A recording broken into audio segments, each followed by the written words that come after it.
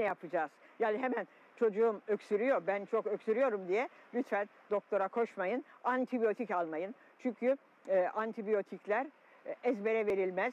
Virüse bağlı kuru öksürükler çok fazladır. Virüslerin hiçbirini antibiyotik etkilemez. Ama onun dışında antibiyo olduğu için bağırsaklarımızda, burun boğazımızdaki mikrobiyomu öldürür.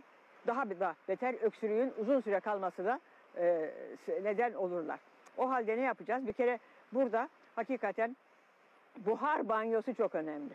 Yani eskiden yapılırdı. Bir tas suya sıcak su koyacağız. O sıcak suyun içine biraz iyot damlatacağız.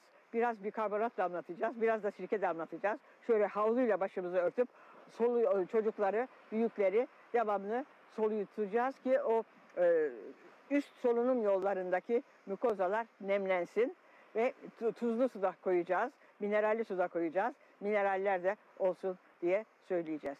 Tabii bunun dışında yiyeceklerle de birlikte çok faydalı, sağlıklı yemek çok önemli. Temelinde tabii ki karatay diyeti çok önemli. Bir de doğal olan bütün yiyecekleri yiyeceğiz. Yani vücudun bağışıklık sistemini de güçlendireceğiz. Bağışıklık sistemini güçlendirmek için hücrelerin bağışıklık sistemi. Yani kola vurulan sıvılarla değil. Evde ne yapacağız?